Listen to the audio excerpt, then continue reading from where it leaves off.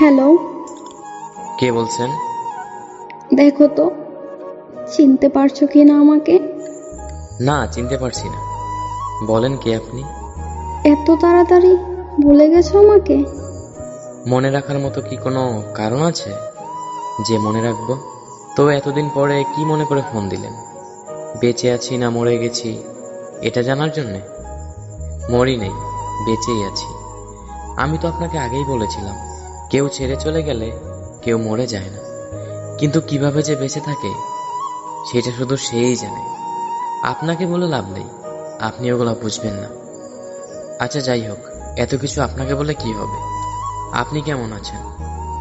আচ্ছা, একটা কথা বলবো, রাখবে? বলেন, জিজ্ঞেস করার কি আছে?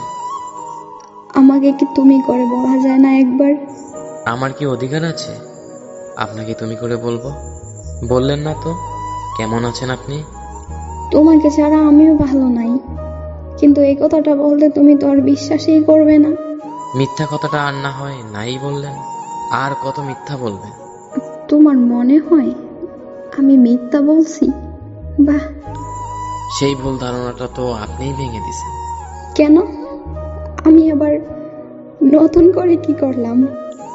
4 বছর ধরে একটা মিথ্যা কথা বলে গেছেন, বুঝতেও পারিনি আমি। কতই না বলতেন ভালোবাসি ভালোবাসি, কিন্তু এটা যে মিথ্যা বুঝতেই পারিনি। আমি তোমাকে ভালোবাসি এই কথাটা মিথ্যা বলছি? মিথ্যা ছিল এই কথাটা? তা নয় তো কি, সত্যি বলছেন? যদি ভালোই বাসতেন তাহলে মাঝপথে ছেড়ে এইভাবে চলে যেতে পারতেন না। একবার হলেও ভাবতেন আপনি চলে গেলে আমার কি হবে, আমি কিভাবে থাকবো। কি হলো, চুপ করে আছেন কেন? কিছু বলেন। না, আর কি বলবো? বলার মতো কি আছে আমার? একটা কথা কি জানেন, আমি নিজের থেকেও বেশি আপনাকে বিশ্বাস করতাম। আমি সবসময় ভাবতাম আপনি কথা দিয়ে কথা রাখতে পারেন। যেদিন আপনি আমার হাতে হাত রেখে কথা দিয়েছিলেন, তারপর থেকে আমি ভাবতাম আপনি শুধু আমার। আচ্ছা যাই হোক, বাদ দেন এগুলা। কোথায় আছে সে? এই তো বন্ধুদের সাথে বাহিরে গিয়েছে।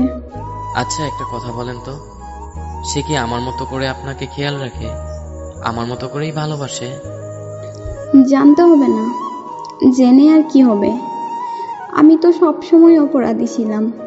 যখন তোমাকে ভালোবাসতাম তখন আমার ফ্যামিলি সবাই বলতো আমি নাকি তাদের কথা ভাবি না, তাদের কথা শুনি না।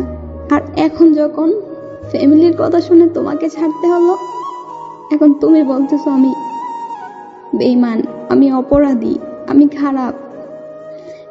কিন্তু আমি খারাপ আছি না ভালো আছি সেটা কেউ কোনোদিন জানতে চাইলো না। তোমরা সবসময় নিজেরা নিজেদের বিষয়গুলোই ভাবো। এখন আমাকে এসব কথা বলে লাভ নেই, আমি জেনেই বা কি করব? যদি এত কিছুই বলার ছিল, এত কিছুই জানানোর ছিল, আমার হয়ে আমার থেকে সবকিছু বলতেন, আমার পাশে থেকে আমার হাতে হাত রেখে সবকিছু শেয়ার করতেন, নিজের কষ্টগুলো ভাগাভাগি করে নিতেন। মাঝপথে এভাবে ছেড়ে চলে যেতে পারতেন না। একটাবার আমাকে সবকিছু বলতে পারতেন, কিন্তু বলেননি। সবসময় ভাবতাম আপনার কোনো প্রবলেম হলে, আপনার কোনো কষ্ট হলে সেগুলো আমাকে বলবেন, যেন আমি সবকিছু আপনার পাশে থেকে হাতে হাত রেখে ঠিক করে দিতে পারি। কিন্তু না, আপনি আপনার কথা ভেবে, আপনার ফ্যামিলির কথা ভেবে আমাকে মাঝপথে একা রেখে ছেড়ে চলে গেছেন। আচ্ছা, এখন রাখতে হবে, সে চলে আসবে। আর পারলে আমাকে ক্ষমা করে দিও, নিজের জীবনটা নতুন করে গুছিয়ে নিও। আর আমি তোমাকে সত্যিই ভালোবাসতাম, আমারও কিছু করার ছিল না, আমি পরিস্থিতির শিকার হয়ে বিয়েটা করতে বাধ্য হয়েছিলাম। কিন্তু তুমিও তো সেটা বুঝবে না। কেন বুঝবে? আমার মা বাবাই যেহেতু বুঝে নাই, তুমি তো একটা পরের ছেলে, তুমি আমাকে কি করে বুঝবে?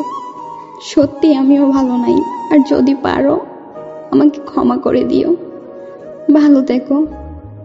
আচ্ছা, রাখলাম। এই শোনেন, হ্যালো হ্যালো